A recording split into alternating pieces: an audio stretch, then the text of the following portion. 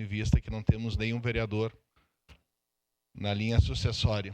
Ao vereador Bortola, adentra o plenário, no momento que passo a presidência a vossa senhoria.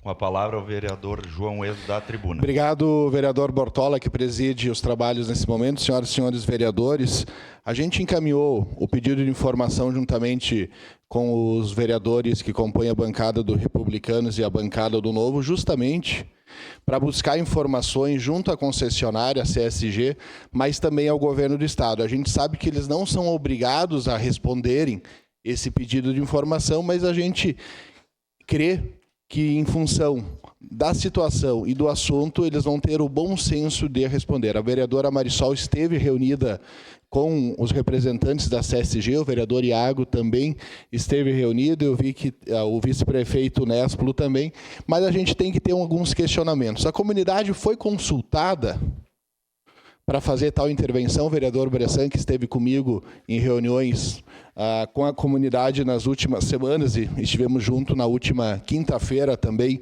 no protesto pacífico que a comunidade fez. Não foram consultados. Quem é que faz parte desse conselho da CSG? Tem alguém de Caxias? Tem alguém de Monte Ibérico? Tem alguém de Nossa Senhora da Saúde?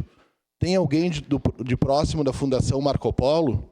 Que são os mais atingidos, literalmente, em função das melhorias que estão sendo feitas. E aqui a gente não está aqui debatendo, criticando as melhorias, e sim, a gente está elogiando as melhorias e a duplicação da rodovia, que ela é tão necessária. Mas para fazer uma duplicação e para fazer essas melhorias, o mínimo que se espera é ser consultado. No mínimo, é verificar as situações. Nós temos ações do Ministério Público, lá no passado, que exigem e determinam a colocação de sinaleiras naquele local. Eles foram escutados? Provavelmente não. Porque a gente sabe como é que se comporta o governo do Estado, o governo Eduardo Leite, em botar coisas goela abaixo da comunidade. Está fazendo agora que o SAMAI está dizendo que ele não será privatizado. Uma regionalização, vereadora Rose, é o início da privatização. E está fazendo isso com Monte Ibérico. Conhece a realidade? Não conhece a realidade. Porque não vem a Caxias. Quando vem a Caxias é para papagaiar, não é para conhecer a realidade da cidade. Se viesse a Caxias para conhecer a realidade da cidade, eu não deixaria a Rota do Sol sentido ao litoral toda esburacada. As escuras, tanto a descida para o Vale Real. Mas, acima de tudo, a gente sabe muito bem que essa comunidade lutou por anos. E eu me lembro do Charles Venturim, em alguma entrevista, a senhora ainda, quando a senhora estava na RBS, a vereadora Marisol, cobrando a questão das sinaleiras. Porque era uma morte um dia sim e o outro também. Se a rotatória vai resolver, se aquilo que eles vão fazer vai resolver, eu não sei. Mas eu sei que a sinaleira resolveu o problema dessa comunidade nos últimos 10, 12 anos, evitando mortes diárias. A rotatória vai resolver? Não sei. Certamente, vereador Bressan, nós não estaríamos aqui discutindo isso se fosse feito uma elevada. Por que não foi trabalhada uma elevada como que está sendo trabalhado na frente na entrada ali do antigo depósito do Magazine Luiza, ou no Nossa Senhora da Saúde, que são necessários? Por que ali não se discutiu? Por que a comunidade não ficou sabendo? Por que a comunidade não foi chamada à discussão? E o viaduto do Saúde é muito importante, pessoal. A gente sabe todo aquele caos que gera naquele local. Como que é a entrada da GCL na linha 40.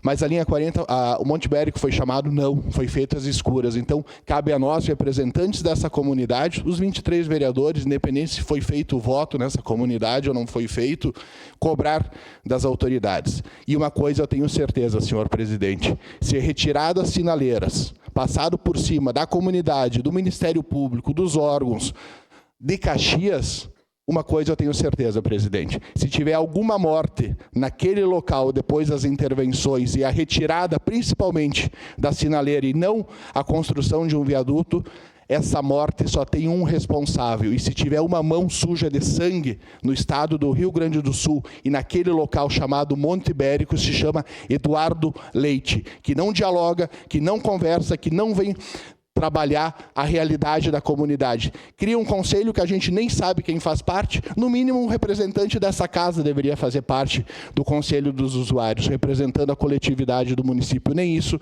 acontece. Contem conosco e não é a primeira batalha. Se nós precisarmos fazer mais protestos pacíficos de fechamento da rodovia, como foi feito na última quinta-feira e como vocês fizeram há 10 anos atrás, contem com esse vereador e contem com essa casa. A sinaleira tem que permanecer. Ela só poderá ser retirada se garantir segurança e, acima de tudo, a colocação de um viaduto, porque senão a gente vai enfrentar novamente mortes e o único responsável por isso é o governador do estado. Muito obrigado. Obrigado, vereador João Eis. Passa a palavra.